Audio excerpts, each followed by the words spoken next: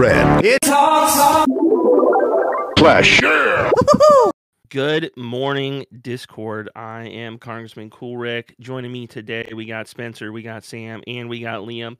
We're going to be talking about the brand new update that dropped just a few hours ago. So everyone, say hi. Here, you know what? Let's go around the room, and you guys give me your initial reactions and introduce yourself to the people. Spencer.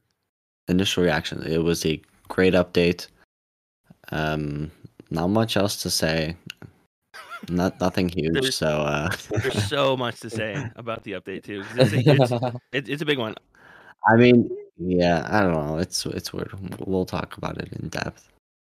All right, Sam, how's it going? What do you got? What are your initial? What's your initial reaction to seeing everything the last 2 days? Well, I'm good, and I mean, you know what I think? I don't really like Coin Capital, so for me, this hasn't been especially exciting, but it's always cool to see new content, I guess. And Liam, thanks for joining us again. We thought you'd be filling in for Sam, who forgot we were doing this, but showed up last second. Anyway, Liam, introduce yourself for those who may not know you very well, and tell us your initial reactions. Yeah, so hey, my name's Liam, and I'm more known as Vanessa Baxter on the Reddit. I've been here before, but yeah, initial impressions are it's a buggy update, let's just say, but it sounds like there's some potential still. A bit excited about it, so hopefully everyone else is. What updates aren't buggy, to be fair? I was just gonna say, like, I don't know. I felt like maybe this one and Builder Base were really buggy compared to the others, but maybe that's just because they're more recent. What do you think, Rick? So the big bugs I've seen so far are already being addressed. So the one I've seen the most people talk about was trying to use a book would actually cost you gems. Because there's there's a little bit of gap between when the Goblin Builder is going to go live, and it was added to this update, but it's not gonna. The event isn't going to start for another couple days, so people were being charged gems and they were unable to use books. But that's being fixed. The maintenance break. What is it now or soon? It's already been passed, I believe. Okay, yeah, so definitely by the time anyone's downloading this, it hopefully has been fixed, but we know they've done maintenance breaks to not fix issues before as well. They said they put a little band-aid fix on it until they can really fix it. Yeah, so yeah, the inability to use books is the band-aid fix, because people were trying to use books and it was costing them gems. Yeah, it's a bit unfortunate. Yeah, so what they did was they immediately just said, hey, you can't use books in the lab or in basically the lab, right? Yeah, and for anyone who has used the gems, you can ask Play Support for a refund, and they should give you a refund for that. Oh, yeah, great point. Yeah, a whole lot of stuff for us to go through, too. We're probably going to miss some things on the update, just because there is, like, on paper, it's a lot, right? But, yeah, I don't know, it's still, overall, it feels just pretty underwhelming to me still somehow. And I'm going to talk myself into liking it over the next hour. But I guess before we start getting into all the nitty gritty of the update too, we'll say thanks everyone in the audience for joining us too. At the end of this, we're gonna solicit questions from everyone, and if we choose your question at the end, hey, our favorite question or whatever, we're gonna give you the Royal Champion Ghost skin for free. If you already have the gold pass, just please let me know so we don't waste it on you. I have a code for just the Royal Champion Ghost skin. So if you're a free-to-play player, not with the pass, but you still want the skin, go ahead and ask us a question. And yeah, I'll try and hook up at the end if it's a good one. I guess Spencer, you're the one who loved the update. Start us off. What was your favorite part? This is our second district update. The first one we got was Skeleton Park. So we really got a feel for how these district updates are gonna go.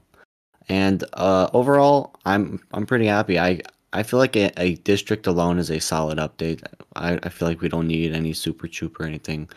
But I do see a lot of people saying they don't want updates to be just districts, and they want something from for each village at the minimum. But I'm fine with the whole district, specifically because with the district we get the new troop, new spell, and my favorite part, the new terrain.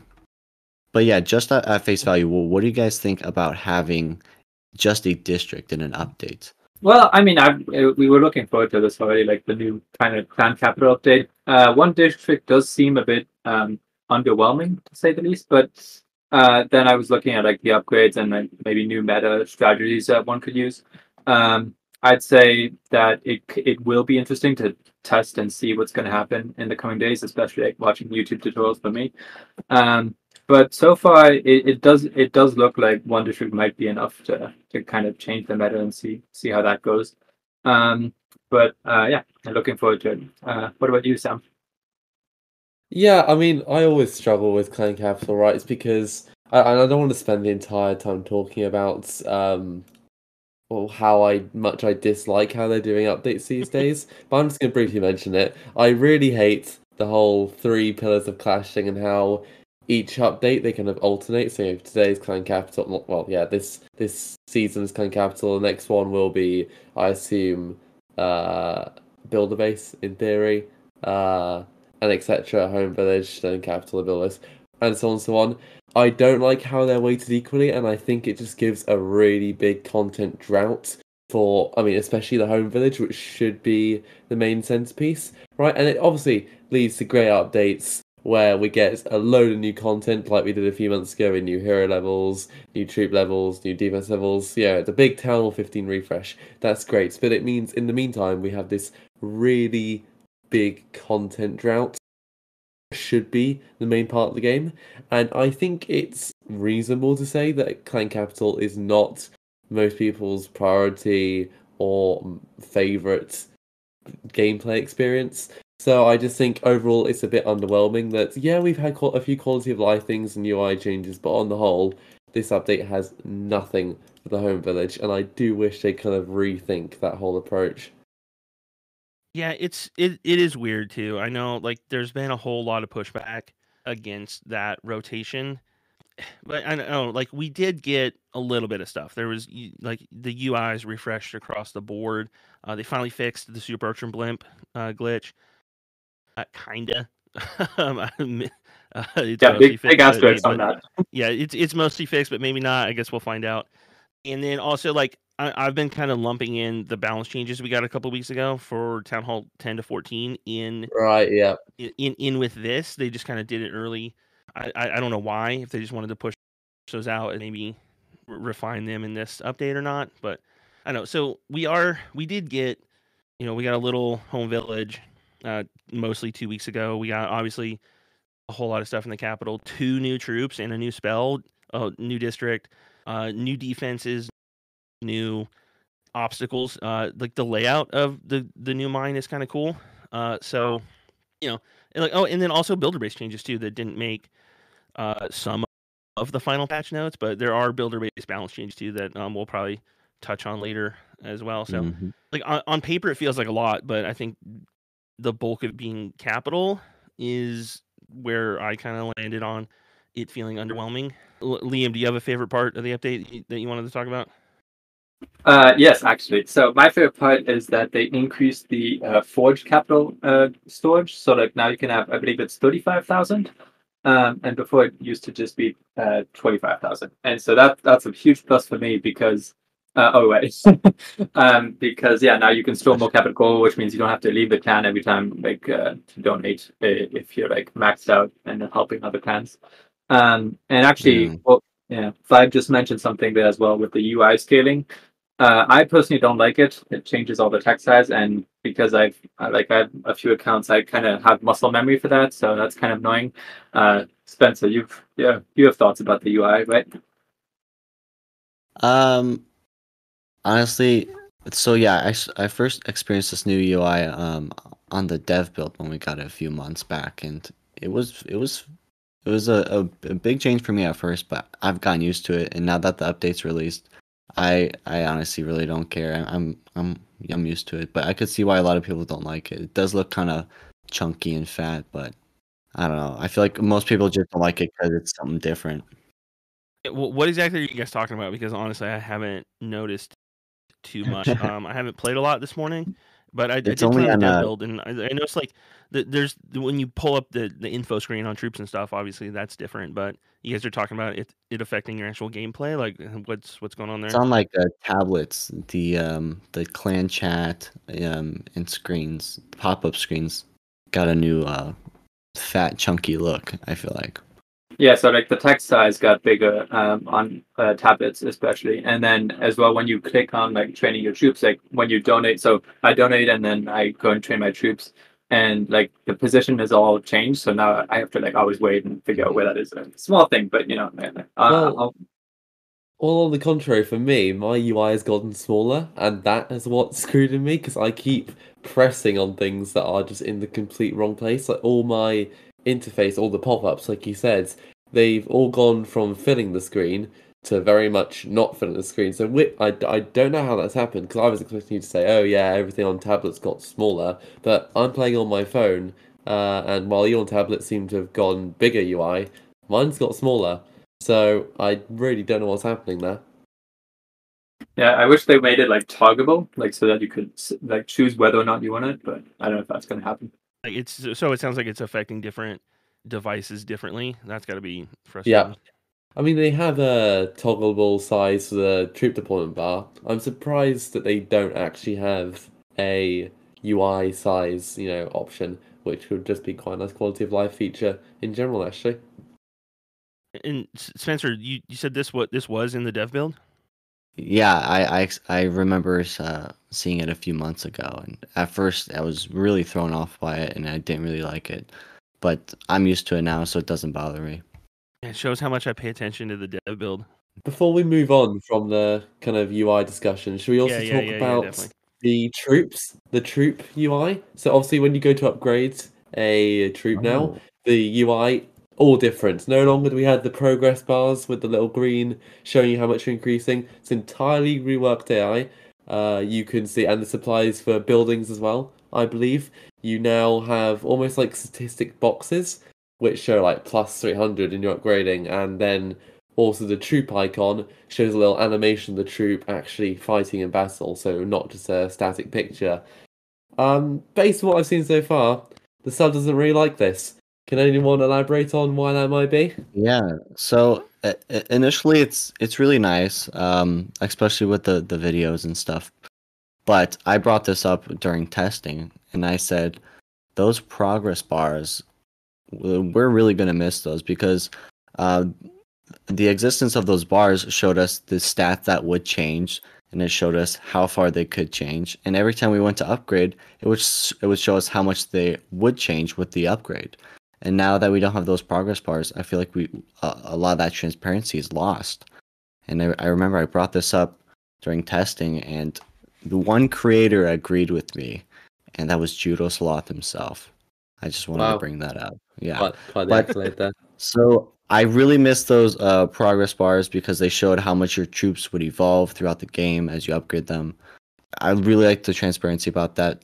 And one other thing I don't like about these new info screens is so all the stats are displayed in these little rectangles. But some of the stats have so much words that they just shrunk the text to fit in the box. So there's so many different sized texts throughout all these boxes. It's really inconsistent. Whereas before, all the text was listed kind of like bullet points, and it was all the same size. So those are my two major gripes with these. Mostly the progress bars. But what do you think about the absence of them, Rick? Like, I mean, I don't care about the progress bars. I mean, it's always been like a little like ambiguous how much you have to go to max anyway because everything ends in a different level. There's level 5 Yetis or level 12 Hogs are max. So you can't really do one for one, which is it's nice in the new Builder Hall update how they did hit 20s max across the board, so you can always kind of know. But I don't know, like the progress bars never felt like they really helped me all that much on the main village anyway. But I would argue it's also not just about seeing your progress, artificially seeing how close you are to being max or whatever. It also places the stats in more of a relative context. Because truthfully, if you just see plus 50 EPS on the Hog Rider, you can't tell if that is significant. That's a big jump. Exactly. Or if it's actually relatively minor. Like, sure, you can guess it from what the base damage you've gone from, but was that much smaller? than all your previous upgrades? Can you visually see this is actually a very significant upgrade, or can you see actually overall this isn't doing much to my DPS compared to maybe other level ups? You just don't see that information, and I think it's a bit of a shame. Like obviously, I like I see Ninja saying I've been trying to make this point really badly. You can see the current value, but even then, you do lose a bit of the context of just how much the upgrades might compare to other levels. For example, if you can see that actually your plus 25 only increases a tiny bit of the bar, you know that there are other levels that will increase your troops' damage much more. With just numbers, you don't have that kind of contextual information. So I guess while we are complaining about stuff and talking about the negative, let's move on and talk about the Goblin Builder. I want to hear Spencer's wild take on it first because I know it's going to be crazy. You guys, Oh, did you guys see that post on the subreddit? Someone posted, and the caption was like, "I want to kill this guy so much," and then all the comment sections were just ripping on this poor goblin. I saw it, yeah. I've seen a lot of hate posts, to be honest. A whole lot of punchable faces. People are hating on him. Yeah. It looks See, weird. It everyone- looks weird. I feel like everyone's saying it looks weird because it's supposed to look like a goblin, what we're used to. But it's supposed to be a merge between a goblin and a builder, so that's why I'm perfectly fine with the design. He looks so friendly. The best I've heard anyone describe the goblin is something Vibe said in the mod lounge the other day, where he said it looks like a goblin with a Snapchat filter. Yeah, that is good. That is very good. It just seems, I mean, to me, it seems like it's a bit too different from the rest of like the original Detached game. Like it looks like it's turning into a different game, like compared to the other troops. I think no. Yeah. Okay. So, like unanimously, we all dislike the artwork except for Spencer, right? Yes. Nine. No, I don't think It's, this is. I don't think just it's a goblin, guys. I was gonna say that. I dislike it, but I do agree with Spencer. It's just a goblin. It's just a picture. You can get over it. Beyond the artwork, what do we think of the Goblin Builder just as a concept or as an addition to the game? So that's another thing that I'm always gonna disagree with people on.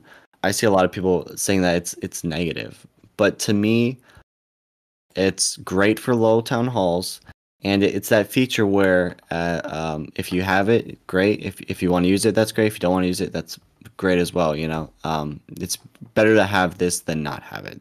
So that's my stance on it. I have no issue with it. I think it's a great event for low town halls.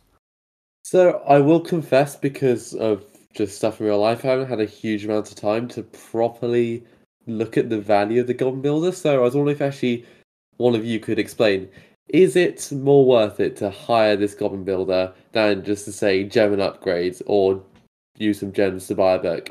That's a great question. Essentially, you have a goblin helper. He can be a builder and he can help in the lab too to start an additional build or an additional research item. And there's a gem cost associated with it, and it was 40 gems a day. It only allows you to start the upgrade. You still pay the resources, and you still have to wait it out. So we've been talking about it for a couple weeks now, and where I think most people are kind of landing is it makes the most sense for lower town halls, right? Because once you get up into 19, 20 day upgrades, you're almost spending as much as a book. So I don't know why you spend 800 gems on a 20-day upgrade when you can get a book for 950 or whatever it is, or 925 apparently, and not wait. So it might make sense for lower town halls where you're spending 80 gems to start it, and then you're still waiting 2 days.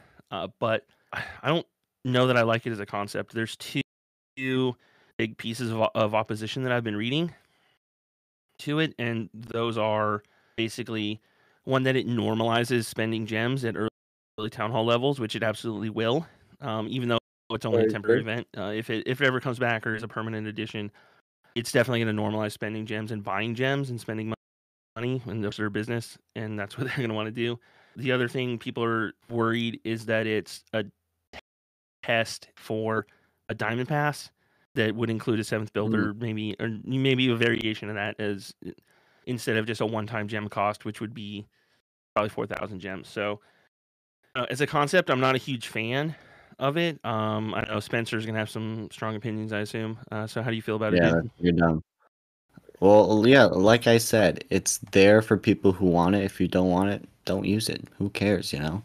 You're losing an argument when you start saying if you don't like it, well then just don't use it. Well, yeah, it's a feature for people who want to use it. If you don't want to use it, you don't have to use it. People are Right, so acting like why should people we're want to use forcing it? them to use it.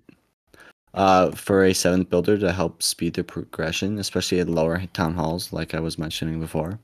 And spending gems is so regular in this game. We get gems all over. We even have a gem mine in Builder Base. Gems is a part of the game, just like magic items, you know? What's a gem mine give you a day, right? It's only like 4 gems a day or 9, I something at think. max. I don't even know anymore. Gosh, yeah, I don't know. I think it's Yeah, I have 9 no or idea. 10 or something. Someone should do the math, like, because we get It's 5 gems per day. It's basically 5 gems a day for the gem mine. Yeah. Yeah, that is a max gem mine, however. all right. So thank you, Godly. So max gem mine is 5.04 gems a day, 6 gems a day with the clock tower. So you get 6 gems a day plus obstacles, which I believe still In average 3 2 gems. villages. So like every 3 days, every 3 or 4 days, roughly, you're gonna earn enough gems to do 1 day worth of a Goblin Builder. Good job. So, I don't know. Like, I guess when you put it that way, it really doesn't sound like a bad deal, considering the amount of free gems Yeah. we get. I Mm. really hadn't considered that. So, thanks, Spencer. Yeah, and you also get gems from clan games if you choose the gem reward and by selling Oh, magic yeah. items, because I don't know about you guys, but I sell every resource potion I get. Yeah, I don't know. Like, I'm getting more on board with the Goblin Builder now that you guys are making me think about it. The thing I wonder though is, would it like help you get an advantage to upgrading faster if you're like close to max, or is it just for low town halls then the advantage? Yeah, the advantage it's kind of like a nice curve, a perfect curve. As the town halls progress and as the upgrades get longer, his use lowers in value. So then, as a free to play player, you wouldn't use it if you're like town hall 15, couldn't have close to max. Definitely not. Yeah. Cool. Anything else we want to touch on the Goblin Builder, though? One last thing I do want to mention about the Goblin Builder is it's really good for the lab, specifically because the lab at each town hall is always longer than all the building requirements divided up by the builders. I forgot because we only have one researcher at a time, and so all the upgrades lined up. I think it's over or around 4 years, which is less than the building time in the whole game. So having another researcher is great. All right, Yeah. I guess we're moving it on. So I want to kick it to Liam next. Spencer and I have both played the update considerably over the last couple weeks, and you have only first seen it today. So I'm wondering what your initial reaction is and initial thoughts are on the Super Miner, on the Mega Sparky. That's what they're calling it, right? The Mega Sparky, or just Yeah, Mega Sparky. yeah, Mega Sparky, and then the Endless Haste spell, which is a mouthful to say. So I know you do the most capital hits of anyone I know, of any more than any 3 people I know. Do you think you're gonna start using these troops, or yeah, just tell me what you think about them. I mean, yeah, like initially, like the super miner, I thought it looked cool because when I saw that it could go like under like the water and through the mountains, I was like, oh, that's pretty cool. It'll kind of destroy base building. But I've used it like I've only used it once in the challenge, and that was it was interesting. So yeah, like it seems to be strong enough. Because of like the saved armies, I don't know if I want to switch all my armies on all the accounts to update a new like to create a new army for capital. But if it does change the meta and it becomes like the new Hog Rider or something, Hog Rider, then I'd probably use it more. And then the Endless Haste spell, is that what it's called? Yeah. I was kind of disappointed. I thought it would be because it's endless that it would never like run out. But it's only for 4 attacks. But the cool thing about it is that it does last, like it does accelerate the whole troop for the whole attack, which is something I didn't realize at the time. So yeah, it seems cool, and I look forward to using them. But I also want to see what the pros and judo sloths, how they kind of find new tactics on YouTube. One last thing to add actually is I feel like a lot of these new troops and new spells that like for most like the average clasher, which I consider myself to be, I feel like we might No, use you're them not. we might use them once or twice and then they'll be like, oh, that's cool and fun, but then we might go back to our usual armies until they nerf the graveyard spell again or something like that. So we'll have to see how it goes. But out of all your testing, Rick and Spencer, have you like seen anything interesting or anything that stood out? Great question.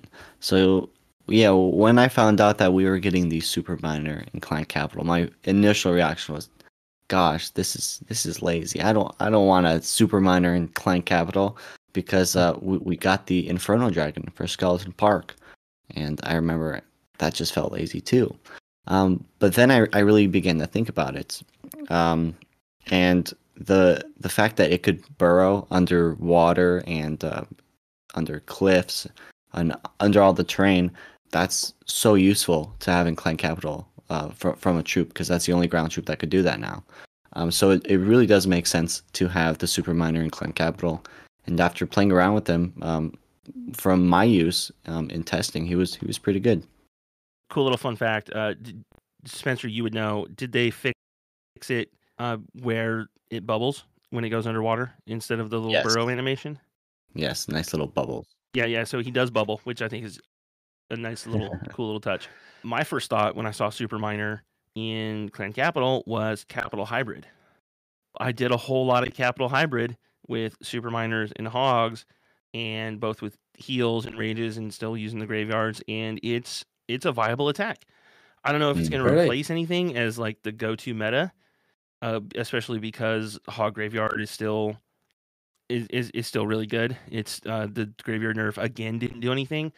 It doesn't really matter how many skeletons you take away from it. It's like as a concept it works. So dropping another 2 skeletons ain't gonna do anything. It hasn't done anything 3 times. I think they if they really want to end the graveyard meta, like they need to rework the graveyard. But anyway, Super Miners and packs of Hogs is Capital Hybrid is viable. So like that's what I'm gonna try out. That's what I did play with. Sparky is awesome.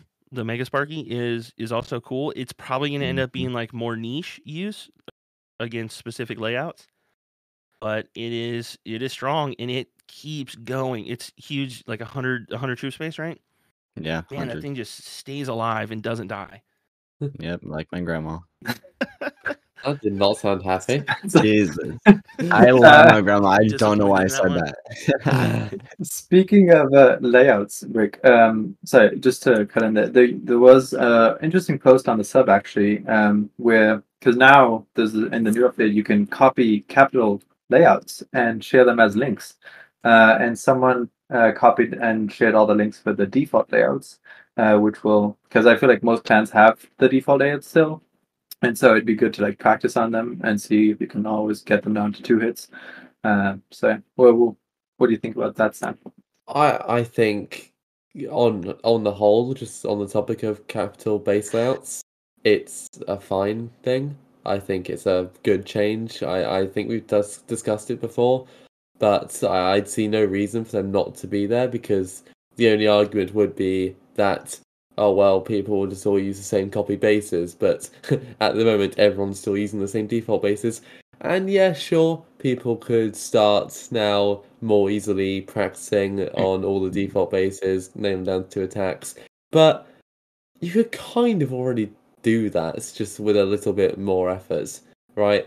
And in theory, actually, having base links will now mean less people use default bases, because people will use the other bases out there made by people who actually put the effort into building high capital bases. So actually, I think having base layout links for capital makes it less of a problem, because it's much easier for people just to bin off those default bases, which, people will have already perfected much better than any other bases. Layout links are the best thing that ever happened at Clan Capital, and I will go on record and I will fight anyone who Yeah. says it's a bad addition, because I've For- only heard bad arguments against it, and I've heard a lot of them. Yeah. So like people are saying like everything is going to be toxic maze layouts. Like the Mega Sparky takes care of that. Jump spell got reduced to 1 space, so you're going to actually be able to use jump spells now. Again, a nice counter to maze bases. Yeah, the complaint that we're going to see a lot of the same layouts. Yeah, guess what we do now? I attack the default layout a million times every weekend, and I'm tired of it. So even if I'm attacking the same 5 layouts, cool, that is still 5 times more than the number of layouts I am already used to hitting. This is a great thing. I love it, and hopefully it encourages more people to actually base build on the capital layout. You can tweak it yourself still. You don't have to be lazy with it. It's going to make attacking more interesting. It's going to make people expand a little more instead of doing the same hits. I do 13 accounts through the capital, and almost all of them are hitting default layouts. I use 3 armies. Like I already know, no matter what I open up, it's going to be one of 3 armies, and hopefully that changes now. Thanks to layouts. You sound like someone who's built a lot of capital layouts. I have never moved a single capital building in my life. Probably not going to start now. I can tell you from experience, building capital layouts is probably the most annoying thing ever, and it takes like forever. So I'm so glad that I'll be able to copy links now. There's 50 clan castles in the peak alone. Like when you open the layout editor, can you still pick everything up, just like you can on the regular base? I've literally never opened it. Yeah, you can. Yeah, you can. Okay, so that's not too bad. But yeah, links will be a good thing. Agreed. All right, the last thing we need to go over is the Endless Haste spell. I definitely mispronounced that. Endless Haste. There we go. So yeah, when I initially saw this spell, I was like, oh, come on. But the fact that it keeps the troops with a speed increase for the remainder of the attack is incredible. Not only because the clan capital bases are so large, but because a lot of those troops in clan capital are so slow and need that speed boost, especially the mountain golem. It is funny to watch a mountain golem book it from one side of a base to another. Do you think that could become a new strategy? Maybe if you you could drop a golem and keep it speedy, and then put troops so they don't like super whiz or something, and then make sure they don't go through that, and then they might actually stay behind the golem to tank. But still, it's I don't know that it's going to be a widely used viable attack, but it's going to be fun to play with. That's for sure. Yeah, it's kind of got 2 layers to it in a weird way, doesn't it? Because you think it's endless because it'll last the whole time, but like as in the physical spell will be there the whole time. But that's not entirely true. It's about the fact that it lasts the whole time. That's what all the comments were saying. They're like, it's not endless if it's only 4 attacks. Yeah, which I thought was so funny. And there are plenty of people taking 4 attacks to clear districts. Well, they suck. Like Magic showed us that it happens, and it happens a lot more often than people on Reddit want to admit. Even I don't take 4 attacks to destroy districts, so that should say a lot about the people who do. There's gonna be a lot of people just spamming some stuff down and force quitting. I mean, that's how you get through capital mostly, Liam, right? That's only how I get through capital. I just deploy all my troops and quit because waiting for them would take too long. Are you ready to tell us exactly how many accounts you play capital on each weekend? Absolutely not. That would be embarrassing. All right, let's go. Is it more than 75? Also, before we go to that, actually, just can I just quick comment? Rick and Spencer, you say golem? Is it not golem? Like, are you pronouncing it wrong? Or... It's golem. I hate people who say golem so much. But that's how it's pronounced. Golem. I could not tell if Liam was taking the piss or actually asking a serious question. You're thinking of Lord of the Rings, Rick, not golem. They're pronounced the same, though. This is golem. Everyone who says golem is wrong. Yeah, come on, Liam. You're embarrassing yourself. Well, you know you lost the argument when you say everyone else is wrong, so, you know. Everyone else is wrong. Sure, Vic. Whatever makes you sleep at night. It's a golem. Is there anything else that we got to talk about with the capital? Builder base balance changes. I was about to say we move on to builder base. Yes. I don't know what the final stats of builder base balance changes were because they didn't tell us until today. Oh, well, that's Yeah. why you have a handy graphic made by your very own u/Spencersaurus, which I will Oh yeah, let me find on send it. Reddit right now and put in the chat. I just did. You're too slow. All right. What I want to know, the dropship didn't change from testing. The baby dragon didn't change from testing. Actually, there was a change with the dropship. The dropship didn't have any buff in the testing. Yeah, so they only had to rework in testing, and then last minute they gave the hit point and special ability radius buff. Bit by bit, the Rage Barbarian got more DPS. The dropship now targets defenses and also got a bit of a DPS buff and an expanded radius for the explosion. Dropship is terrible. It's disgustingly bad. The Night Witch got hit point increase and it spawns bats faster. The baby dragon does less damage on the sneeze. The battle machine, they phrase it as fixing a glitch, but it's kind of a nerf because sometimes the third strike from the battle machine wouldn't chain correctly. So the way they fixed it, it was just like it just chains less now. It just doesn't do that third hit that's sometimes goofed up. So the battle machine got a bit of a nerf. And overall, I hate. No, like I won't say hate it. I don't think any of these changes mean anything. Really? I mean, I don't see the need for a battle machine nerf. I mean, I know you said they kind of disguised it as a bug fix because of the issue with the third hit, but I think that's quite unfortunate. I don't think it was needed at all.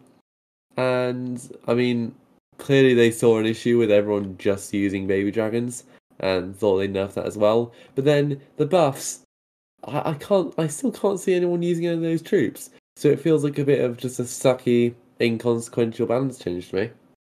The dropships targeting defenses is wildly crazy. It doesn't work because they didn't get any health increase. They just race forward. They race forward into the base and die immediately, and they're completely useless. And Supercell was told this repeatedly a bunch of times. Basically, everyone who tested the dropships, and like I was hoping for a rework there. But yeah, if you didn't use dropships before this update, you're not going to start using them now because of this. You're going to want to use them even less, if that's possible. Rick, I recommend you stop talking because you are wrong. They did get a hit point increase. Oh, they did? Okay, well, it's probably okay, well, if it's enough, sure, cool. It's a huge increase too. It's a 21% increase. That's not enough. That's not enough, dude. It's like one extra hit, you know? But Vic, Duck actually brings a good point. He says, dropships, wouldn't that be better than if they're targeting both defenses? You could kind of crush bases that way now. Oh, go try it out, and then like please like hey, if you discover an awesome new meta, and like hey, I will eat crow here in the next RTC episode. I will say Duck discovered something amazing. I was wrong. Dropships are cool. Like I would love to do that. I do think dropships are pointless, even with a 20% increase. I guess we'll have to wait and see. Oh, and they ruined drags. I'm disappointed because that was my go-to. Like, well, all it's gonna do is just force the majority of casual players into P.E.K.K.A spam because P.E.K.K.As weren't touched and none of the defenses were, and P.E.K.K.A spam works. So everyone's just gonna end up doing more P.E.K.K.A spam. Yeah, so I reached out to one of the developers and asked them why the P.E.K.K.A didn't get a nerf. And their response was the P.E.K.K.A is they think that the P.E.K.K.A is balanced at higher town hall levels and might be a little OP at lower town hall levels. Yeah. That was their response. Ultimately, like I don't like and maybe I sounded a little like angry there, but ultimately I don't really care because I'm just going through the motions day by day until I max Builder Hall 10, and then I'm gonna forget about it entirely. I mean, who even plays Builder Base, right? To be fair, I played it a bit more since the rework, to be fair. I have never filled up any of my builder bank since the gold pass change. Really? Oh, Wow. Yeah, I don't play any. So Which sucks because I love Builder Base 2.0, but I don't play it. Sorry. I mean, you don't really play the main game either, so I'm hardly Yeah, I've been surprised. without a league for probably 2 months now. That's... But I still What log do in you every few do? hours. What do I you have a clan do? to run. What do you mean? What do I do? I mean, okay, I What, just cannot get over this. when we going to do an episode just full of Spencer? Well, it's been on the back burner for about a year Yeah. now, and I really think that should be the anniversary special, which is coming up in a few months. I think that should be the special dedicated to Spencer and how absolutely mad he is. How awesome my playstyle is. We just That's an interesting way of putting spend it. hour roasting each other on all the dumb Clash stuff we do, and it's largely going to be Spencer anyway. Yeah. Nah. Well, is there, moving on from Spencer, as much as I like to rag on him, is there anything else from the updates that anyone would like to talk about? Because I do have one thing which I actually only noticed about an hour ago by accident. What? Yeah, what is it? I was going to see if anyone else had anything to say, but when I logged on to my mini account, which I haven't played on in literally months, so it's kind of gone through the whole returning player stuff. I had to attack my village again. I got some upgrade stuff, all that for Jezzel. Because I was just purely log on to see what the new troop level up infographic looked like, because I maxed on my main account, so I couldn't see what that looked like now. So I went onto my mini account, and they've added a new feature there, which I didn't see discussed anywhere on the patch notes, and that is they've now got this little weekly, daily reward thing when you return. So if you log in each day for really? 7 days, you get a reward, and that ends on the 7th day with, I think, a hammer a building. So it's No way. impressively good free rewards, literally just for coming back to the game. And I don't think I saw anything about the patch notes on that, so I imagine that is something that a lot of people missed. That's actually huge. They did make changes to the returning player experience. Obviously, that was one of them, and no, it wasn't talked about. Like it annoys me when they do big stuff like that and not put it in the patch notes. Yeah. Like it makes a lot of sense too, because like they would give you free upgrades if you were gone for 90 days. Now that is much shorter, and you can do it more often too. Yeah, like that kind of stuff is good to publicize. Like where if you want to, like we should be able to tell people like, hey, come back to the game, because it's a lot better now. You're not just going to get a handful of dumb upgrades on your mortars at random like you used to. Now there's actually something really cool to talk to. You get, it looks like 5 potions, a book, and a hammer. If you log back in, you're immediately rewarded still with those free upgrades, but now you have a reason to, it kind of psychologically convinces you to log in daily for a week. That's a pretty good idea, and it looks kind of strong too.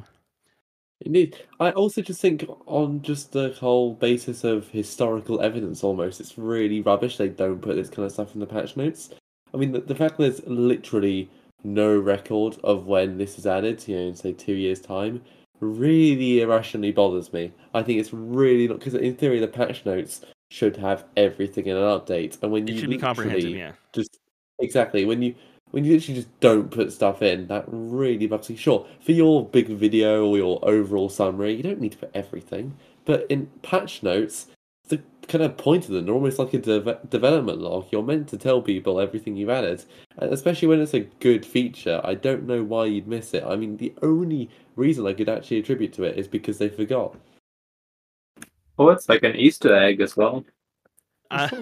Yeah. Like when they originally introduced like the automatic upgrades in the returning player feature thing, like they did that by surprise and didn't tell anyone, and that pissed off a ton of people too, because there were a lot of people who had like goblin only accounts, and then they logged back in after a year and their barracks had been all upgraded.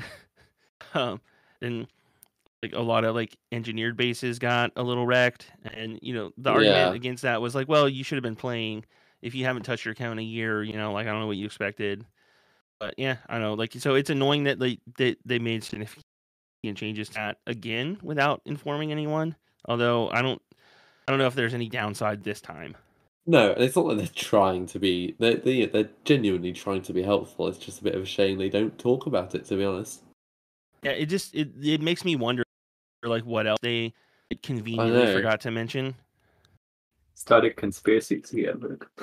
Well, it really is. What have we been missing out on? I could actually see them doing that. Just putting in a feature like quite obscure, Oh, they've done quite that random, before. and just seeing how long it takes for someone to realize. Have they? Yeah, one feature that I remember was never mentioned in patch notes was the pet chasing the butterfly. Oh yeah, but I don't mean stuff like that. I mean like an Like little actual. Easter egg stuff like that, I think is fine. Yeah, that's fair enough.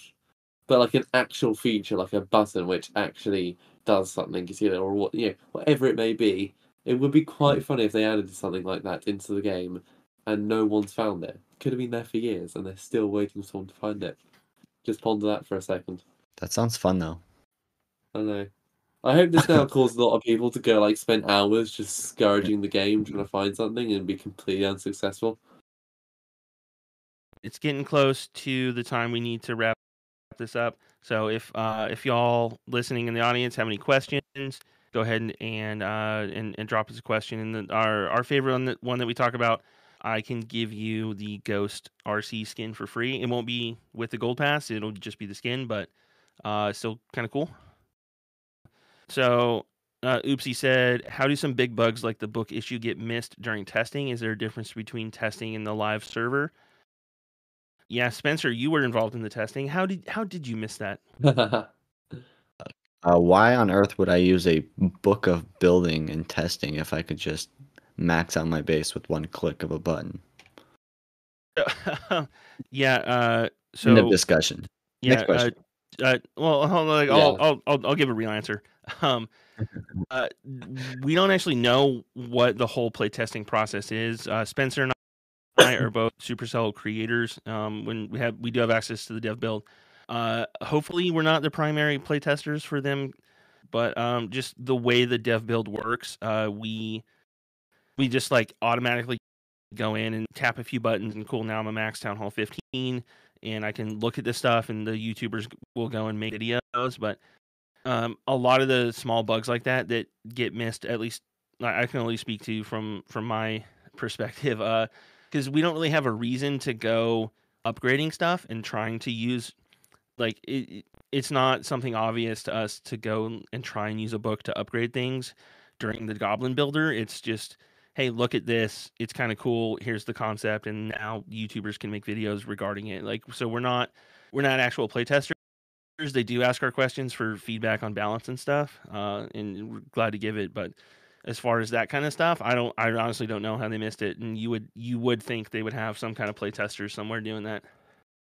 Equally, I think that is the realist answer, and just not everything will get tested. I mean, could you imagine trying to test every single feature? That would take a while, right? So some stuff just inevitably will slip through, I imagine. Like, I know, like, one of the big bugs too that people blamed on creators a while ago was when I think it was Builder Base 2.0, that update reset everyone's Warbase layouts. And I know yeah. I heard people Yeah. blaming YouTubers and creators for not catching that one. Like, we don't, like, no one does Legends League in the dev build because there's only 50 people there, and why would I go do Legends League attacks there on a base I've already maxed for no reason? Like, so there's no reason to have even looked at a Legends League layout, or a War layout, obviously for the same reason. So yeah, that's how those things get missed, at least from the Supercell content creators. All right, next question.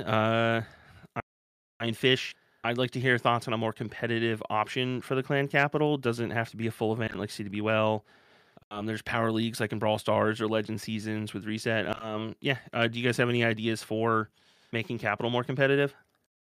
Well, like, I mean, I think it's already like there's already the trophy pushing competitor aspect. Like, the top clans are always trying to get to the top, and if they, at one point there was that, fix your game superstar. That was for the builder base as well, but clan capital. And I don't know, like, I feel like the competitive aspect is really like how many bases can you get down in 2 hits, and just kind of practicing that over and over. I maybe like if they made it into a competition with prizes, that would incentivize more people to do it. But right now, if you're just a max clan capital at the top of Legends, like, you don't really have much of a kind of, other than trying to be the first or top 10. So I don't know if there would be a lot of competitive aspect that could be added on top of the trophy pushing already. Yeah, that's kind of my thoughts about it. Someone asked, how exactly did the clan capital matchmaking get changed? Was that listed out in the patch notes? Capital raid matchmaking has been adjusted to account for new requirements of upgrades per capital hall level. So yeah, so previously I think it was 1600 was the number of upgrades needed, and then once you're beyond 1600, you're just kind of in a free for all of all clans matchmaking. Once you get up there, someone's going to correct me in chat, I bet, but I believe that has been raised. I don't remember precisely two, and I don't know if there's smaller divisions beneath it, and I don't know if I'm allowed to say the new number. So yeah, sorry. I guess that's all I can really do. That's all I can really answer there. What troop do you guys think should be added next to the capital? Let's go. Spencer, William, Sam. Clan capital. What does clan capital need? I really like the clan capital mega troops, but I do feel like we should get some type of hero on clan capital. That would be really nice.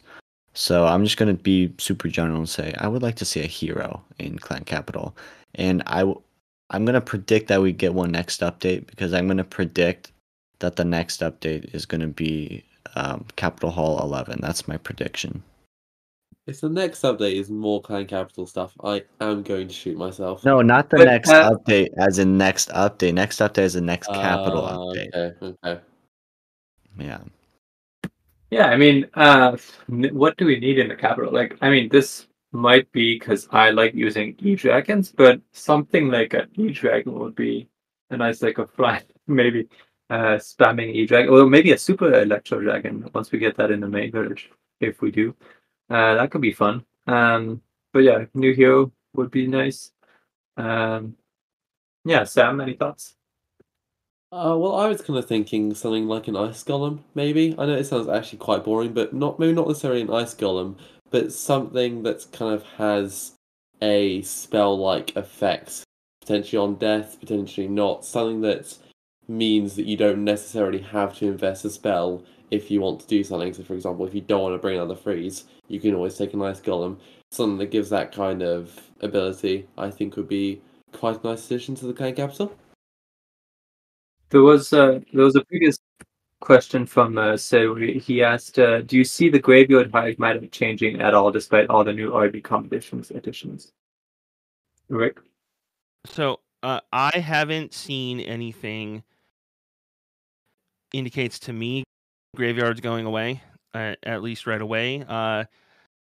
New metas tend to take a little bit of time to evolve and come out. So maybe in the next week or two we might see some more stuff. But yeah, like super miners are pretty strong. Sparky is pretty strong. A lot of people are going to be playing with those, so I would start checking out capital content on YouTube. Keep an eye out. I don't know if we know enough right now to make a judgment on capital meta changes. To be honest. Spencer, I might have a question for you. Do you enjoy watching Clash of Clans esports, and what's your opinion on the current state of the World Championships? Is there anything you think they should change?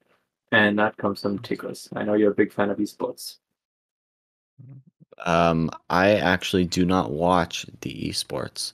If I have nothing to do, I'll put it on my TV and do stuff around the house.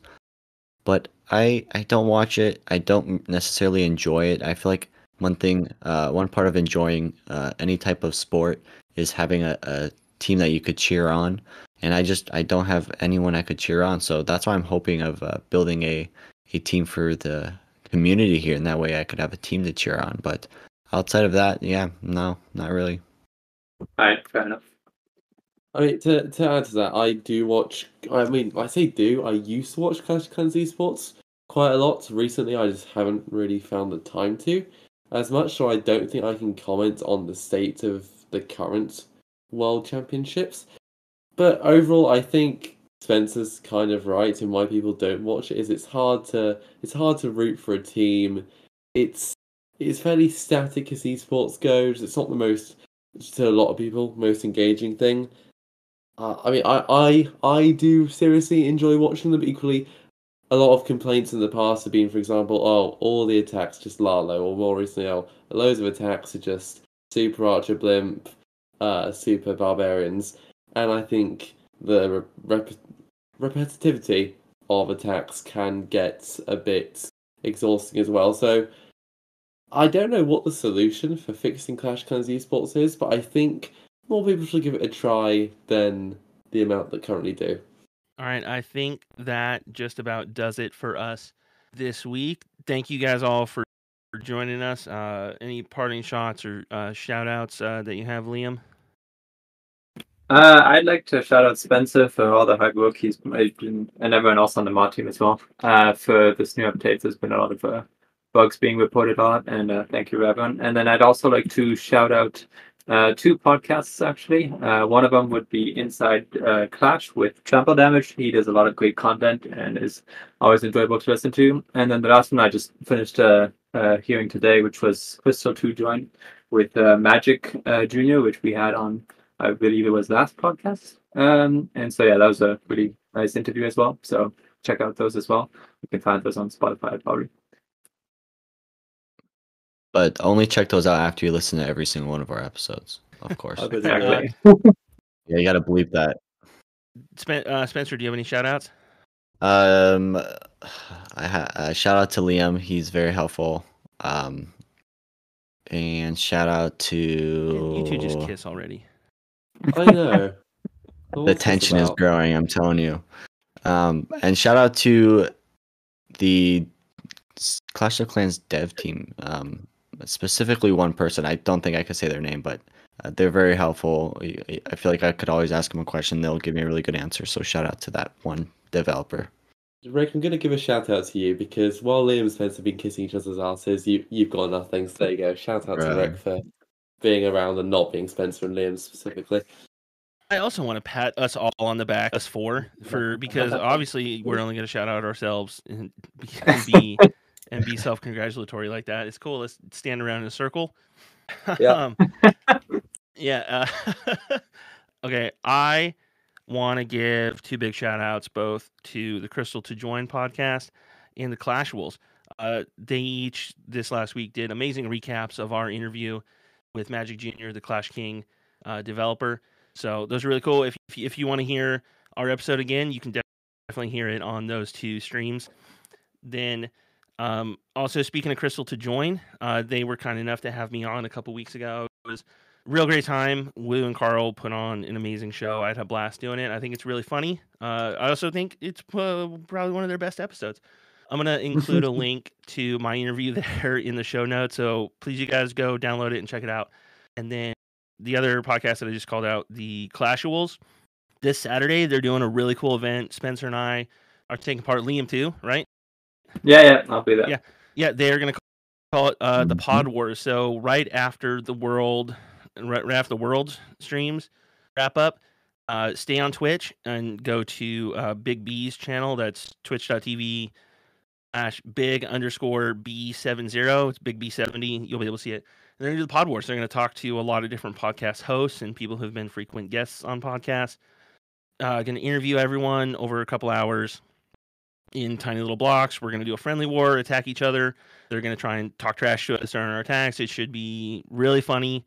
I'm really looking forward to it. Again, that's the Clash Wolves, and you're going to find links to their podcast and to Big B's channel in the show notes, the episode description of this podcast when you download it. Clash9 is here. He's saying there's still 2 spots left to sign up. So if you are a podcaster, have been a guest on podcast, definitely get in contact with any of us, and we can point you in the right direction if you want to show up and participate in that. That's Saturday the 14th, or mid-morning, afternoon, depending on what time zone you are in the U.S., but right after the World Finals streams wrap up. And that's going to do it for us. Thank you guys so much for joining us. We'll catch you in 2 weeks where we're going to have another really fun episode with a whole lot of stuff to talk about. I already know. 100%. Agree. Goodbye, everyone. Thank you all for listening. It's been a pleasure, as always. Yep. See you in 2 weeks.